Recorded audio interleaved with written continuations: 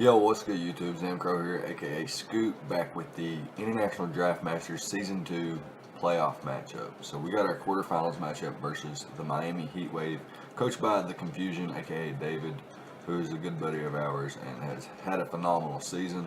So really great to have our rematch versus him. If you remember, we played in week 10, so not my last battle that I uploaded for the iDM, but the battle before that, we actually played the Confusion then, and we're actually having a rematch just 2 weeks later. So really hype about that. He did win our first match 1-0, and now we're having a rematch like I mentioned. So his squad hasn't changed. He has Megalodios, Klefki, Blacephalon, Excadrill, which is a Z-move user, Rotom Mo, Heracross, Zoroark, Hippowdon, Kabutops, which is another Z-move user, Politoed, and Swellow. So this is the team that's rocking the excuse me, the double weather with sand and rain, with a sand rush sweeper and a rain or a swift swim sweeper as well. He has Zoroark, which is nice. He has some Bolt Turn going on there, and then he's got some really hard hitters like Heracross and Swellow, and then he's got some nice setup users, and then he's got Blacephalon, which has Beast Boost ability, which is pretty nice and stuff. So very threatening team with Klefki as a prankster, spike setter as well. So he's got some nice hazard stacking options as well as spin blocking, and not necessarily any mods to take advantage of defog, but I guess he could get quite a bit of offensive momentum from that. Our team hasn't changed either. We have Tapu Koko, Mamoswine, Hoopa Unbound, Bronzong, Volcarona, Serena, Seismitoad, Mienshao, Mandibuzz, Mini Hippo, and the Mega Garchomp, where we're bringing Tapu Koko, Mamoswine, Bronzong, Volcarona, Seismitoad, and Mandibuzz for this matchup. Pretty similar team that we brought last time, except we didn't bring. We brought Hoopa Unbound and the Mega Garchomp over the Seismitoad and the Volcarona, I believe. And I'm not sure that we brought Mamoswine. I think we brought Serena as well. And our opponent had a pretty different squad. As you'll see in a second, once we get into the replay part, my opponent brings a completely different squad as well. In terms of his prep, not so much in terms of the mons he brings. He brings quite a bit of the mons that he brought in our first matchup, to be honest. But yeah, some things that caught my opponent off guard last time in our match. I don't expect it to catch him off guard, once again, not whatsoever. But we are bringing one set that is very similar, two sets that are very similar to the team that we brought last time. That's going to be our Tapu Koko and our Mandibuzz. This thing is my only way to outpace things like a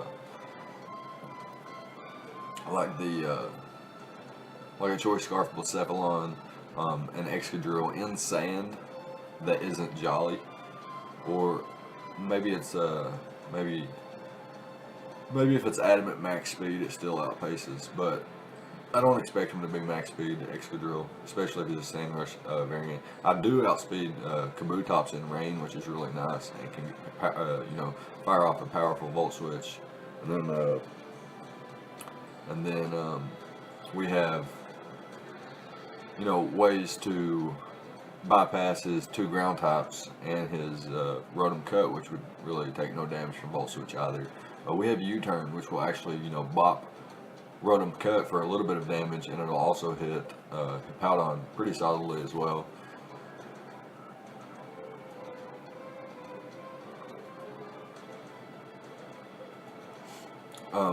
It allows me to switch out on Hippowdon and Excadrill and gain momentum, especially bringing Mamoswine. So if I can Bolt or U-turn out into Mamoswine on a Hippowdon switch in, then I'll be in a solid position, because then I can just fire it off. Icy Crashes.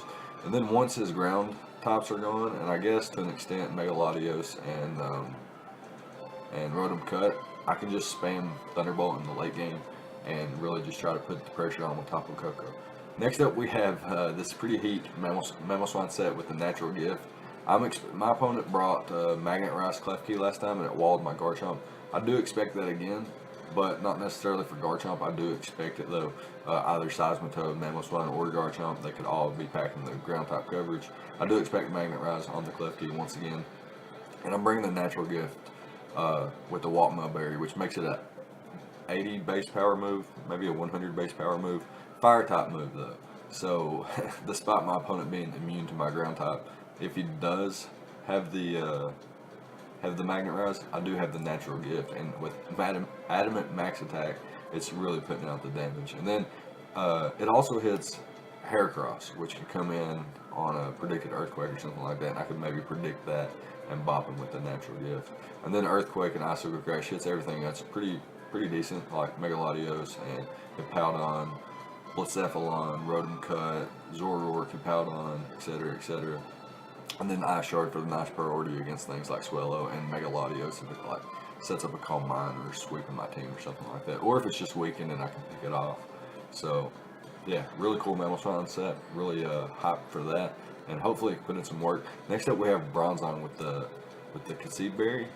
I'm trying to think if this is right. Kibia, Concede. Yeah, this is right. This is the berry that resists ghost types. So we got Stealth Rock, Gyro Ball, Earthquake, and Toxic. Toxic for things like Megalodios, Hippowdon, even like Politoed and some other bulkier mons like Rotom Cut or potential even Zoroark. All those mons can get hit by the Toxic, and it wear them down pretty solidly for Bronzong anyway. And then Gyro Ball hits everything basically as hard as I can outside of like Blacephalon, and then Earthquake can hit Blacephalon pretty hard. So this is my designated Stealth Rocker. I have enough special defense investment to take hits. I am heat proof, as you can see, not minding Excadrill's ground type or Hippowdon's ground type or Earthquakes or anything like that. I chose to bypass Levitate for heat proof because I have Mandibuzz and some other mons that can threaten Hippowdon anyway. So or Excadrill. So heat proof's really nice. It allows me to basically be a pretty solid check to Swellow, and I can bop it with the Gyro Ball because Swellow's pretty fast. So yeah, designated Stealth Rocker, enough defense investment to not really do anything specific, but it just gives me some extra bulk on the physically defensive side. So next up we got Volcarona, which is a Quiver Dance, 2 attacks with Roost set. Fiery Dance and Bug Buzz literally the only coverage I needed in this match. I felt like I could have brought Giga Dream for Politoed or Kabutops or anything like that. I could have brought maybe brought like a Fiery MZ or a Bugini MZ or anything like that. I decided on Lumberry. Now I want to talk about that for a minute. I decided on Lumberry specifically for Klefki. I felt Klefki could have a last-ditch effort to bring Thunderwave to stop some, speed sweepers on my team. I guess it kind of makes sense that he doesn't bring it because he can't paralyze Hoopa and Bound, can't paralyze Mandibuzz and things like that. So I guess it kind of makes sense. And then I have 3 ground types that can't be paralyzed either, and or 4 ground types and an electric type that can't be paralyzed. So I guess it kind of makes sense that that my opponent might not bring the Thunder Wave the second time around, but he could. So I wanted to bring Lumberry to prevent that. And my first set was actually, I debated between Chartyberry, I debated between Lumberry, Chartyberry, Pasho Berry, and then I debated on the Fiery MZ, Bugini MZ, all those things. I debated on all sorts of things, but ultimately decided on this set where we would have a Quiver Dance, Fiery Dance, Bug Buzz, and Roost, so that if Klefki was a huge issue with Thunderwave, then I could bypass that with Lumberry. Also, I guess switching in on things like Hippowdon, or maybe maybe the Megalodios goes for like an Ice Beam or a Thunderbolt. Maybe it's Bolt Beam, and it gets a Para or a Freeze on me. I can, get out of that. But I don't want to spoil anything, so I won't say anything else about the Lumberry in this set. So next up we have Seismitoad, which is a Scald Earth Power Toxic Refresh set. I felt like this is a pretty cool set to bring versus my opponent with Water Absorb. Have enough defense investment to take on an Excadrill, to not be 2-hit KO'd unless it's like Life Orb or something like that. I can take hits from the Spadef side from Blacephalon and Zoroark to an extent. I guess if they used to set up or something, I'd be in bad shape. And Swellow, I can't really take a hit from Swellow, so that's not really switching to Swellow. I can switch into Kabutops pretty solidly though. Earth Power and Scald bopping Excadrill and Kabutops, and then Scald hitting things like Hippowdon and things like that.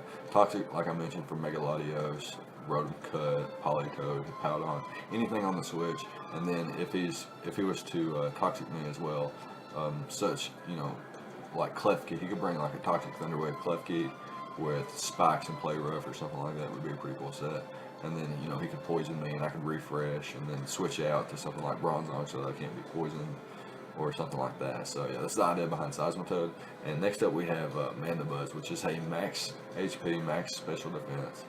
This thing switches into Megalodios, Dracos, Blacephalons, Overheat, Flamethrower, Fire Blast, whatever it may be. Really doesn't appreciate coming in on Stealth Rocks, taking a Mind Blown into a Fire Blast or Overheat or something like that. That could really blow me away. And I can avoid, being 2-hit KO'd by an Excadrill if it's not like Life Orb or Swords Dance if it's going for Iron Head. So that's pretty dope. And Rotom Cut actually can't knock me out from full either. Heracross can't knock me out from full. I can take hits from Zoroark all day. Kabutops is a little bit scary, but like I mentioned, I have Seismitoad, which can switch in pretty much infinitely on that thing. And yeah, nothing too crazy where he can break my team, but at the same time, I have the offensive presence to really put some pressure on versus him as well. That being said, we can go ahead and hop to the replay and we'll be right back. Alright, so my opponent chooses to bring the Swellow, Klefki, Kabutops, Excadrill, Hippowdon, and the Blacephalon. So pretty interesting squad he brings here. Definitely figured, Kabutops and Excadrill would be coming. Klefki was one of those mons that you have to prepare for. Hippowdon was likely bring, especially if he brings Excadrill, and then Blacephalon was another likely bring. Now I didn't know if he'd bring it again because Mandibuzz and Garchomp kind of check it. But as you'll see in this matchup, he actually brings a pretty cool set for Blacephalon. No Heracross this time, no Rotom, no Megalodios again, so pretty interesting there. And he's got the Swellow. So, he's got 3 potential Stealth Rockers, Kabutops, Excadrill, and Hippowdon. Most likely Hippowdon and the other 2 being offensive, with Klefki potentially having Spikes, and then things like Blacephalon and Swellow just being really, really hard hitters, potentially. That being said, I felt like Mamoswine was a pretty solid lead for me. I do have the Natural Gift Fire for the Klefki in case it is a Magnet-Rise variant. So first I can throw off the Earthquake, and then, if he's immune to that, I can throw off the Natural Gift Fire, the following turn, excuse me. And if my opponent chooses to lead with Blacephalon, I'm going to net a kill. If my opponent chooses to lead with Hippowdon or Swellow, I'm going to get some pretty decent damage off with either Icicle Crash or Ice Shard respectively. And I do have switch-ins to, I feel like Seismitoad, Bronzong, and Mandibuzz have a really, really solid matchup versus, the team that he chooses to bring here. That being said, we're going to lead off with our Mamoswine here and see what our opponent wants to lead off with. And he's actually going to lead off with the Swellow here. And my opponent can do a couple different things here. He can click Boom Burst, he can click U-Turn, he can click Facade, he can click Protect to get a Flame Orb activated or something like that. I do expect the U-Turn or a Heatwave or something. I don't expect the Boom Burst because I do have Bronzong in the back, which comes in on Boom Burst, pretty much infinitely. And I feel like Ice Shard is a likely play for me to get some chip. If I'm a Focus Sash variant with Stealth Rocks, I can potentially get my rocks up here and get huge damage off with Ice Shard. So I don't think staying in and clicking Boom Burst is the play. However, he could be a suicide lead, and we're about to find out what's going to happen here. We're going to click that Ice Shard since we're not Focus Sash, and he is going to go for the Boom Burst and knock us out. So that confirms that he is Choice Specs though, because he couldn't have knocked us out without being Choice Specs. We are going to go down here, but we're going to be able to go into Bronzong here and set up our Stealth Rocks. As you can see, Boom Burst not even doing 30%. We can click Gyro Ball here and knock this bad boy out. And now we're back to a 5-5 with our rocks up, and he goes into the Blacephalon. And we're going to go into Mandibuzz here.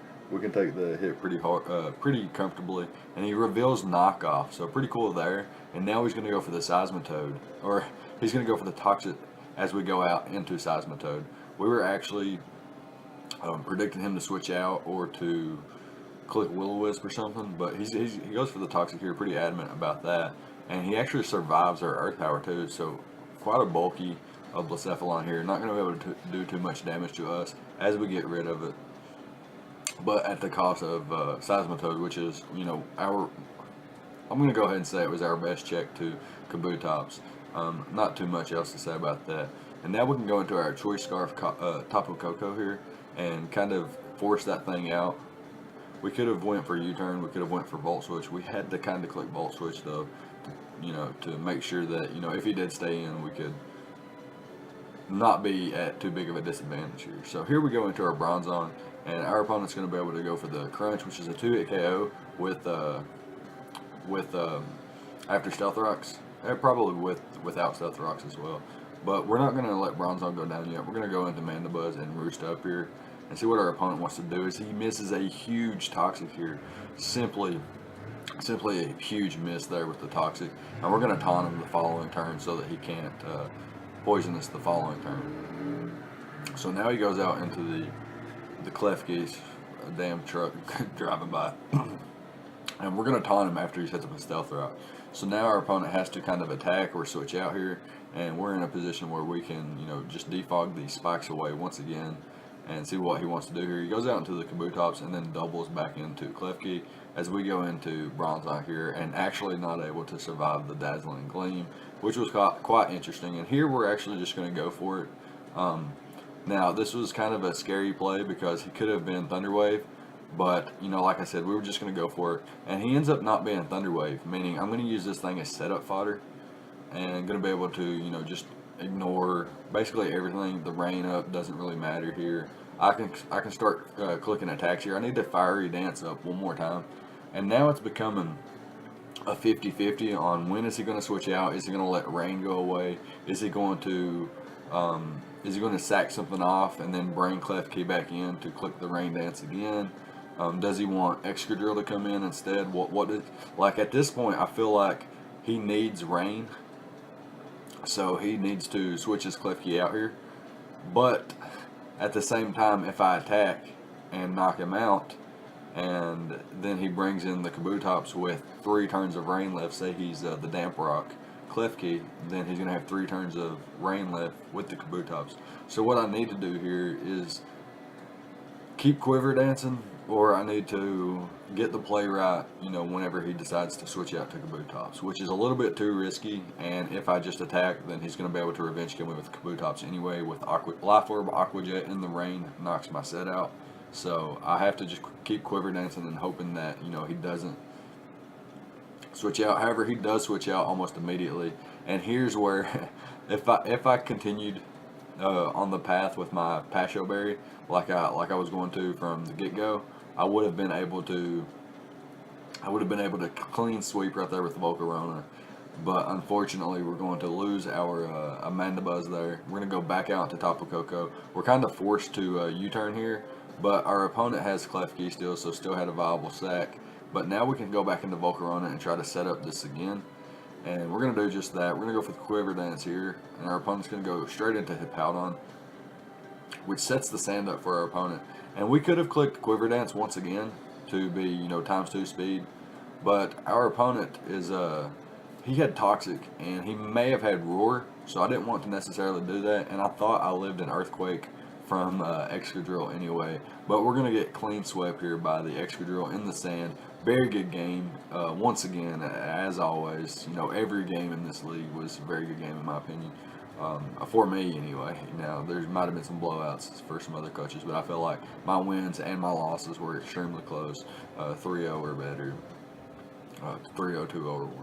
A very, very good game here, though, with the Confusion, aka David, and his Miami Heatwave. He will be moving on to face Aki VGC in the semifinals, and Skyrise actually continued his win streak. Well, I'm not sure if he's actually on a win streak still, but he continued, his dominance this season with a very solid victory over Andy, and he will be going to the semifinals versus Jack-O. So the semifinals are going to be the Portland Crowbats, coached by Aki VGC, versus the Miami Heatwave, coached by the Confusion. And the other side of the semifinals will be Jack-O and his Sutopolis Swamperts versus Skyrise and his Goldenrods of Striker. So really, really Oh, they're all the teams that finished 9-2 this season too. So yeah, none of them have more than 2 losses. These two, the 2 players advancing to play the 2 players with buys, are actually going to have an advantage record-wise. They will be 10-2 facing off against 9-2 recipients of the buys. So that's really, really dope. Really, really fun season for us so far. We didn't win here, and we're not going to be able to continue on this season with semifinals or finals or anything like that. But not too disappointed. I feel like this season was really, really fun, and we used a lot of, just a lot of fun mons like Mega Garchomp, Seismitoad, Volcarona, Tapu Koko, and Hoopa Unbound. We really had so much fun. And yeah, was really, really proud of our performances. I felt like we had some solid wins versus some solid players, and a few different plays and a few different items here and there. Especially in this match, had we had the Passion Berry instead of the Lumberry, we would have won with Volcarona. A nice, clean sweep with a Quiver Dance there. But we did change it to Lumberry right at the end. Unfortunate, but yes, sometimes you just get those feelings. You change the set right before the match, and it ends up paying off, or it ends up biting you in the ass. This one's going to be one of those ones that bite me in the ass big time. But the Confusion, he's had a terrific season. He's drafted the Dual Rain and drafted Klefki #2 overall. So yeah, really, really excited to see how his season turns out. Hopefully, he could potentially go on and win the title. I wanted, to be honest, if I didn't win the title, obviously, I wanted Andy to win, but he got beat out by Skyrise. So I'm kind of rooting for Skyrise as well. Aki's my boy as well. I root for Aki too. Just adding another title to his resume is really nice. But yeah, I'm gonna say I'm gonna actually say the Confusion's gonna pull the upset and defeat Aki, and I'm gonna say that Skyrise defeats Jacko in their rematch, and I'm gonna say it's gonna be the Confusion and Skyrise in the finals. That's my predictions for now. I may do a complete update video on the IDM, and better break down the matchups and stuff there. But what I'm going to really try to do is just record the matches live if I can, and just blind narrate, and hopefully just have a lot of fun with that. Maybe combine them into 2 into 1 video, or maybe just have 2 separate videos. I'm not sure yet. But yeah, that's going to be it. Let me know what you thought about the prep and the plays on both sides of the field here. Let me know what you think about dual weather. Would you rather have dual weather, or just one type of weather, or no weather? Do you not enjoy weather? Do you think the effects or side effects are too, pros or too many cons? What do you think? Let me know what you think in the comment section down below. Leave a like, comment, subscribe, all the good stuff, and I'll see you guys next time. Thank you for watching.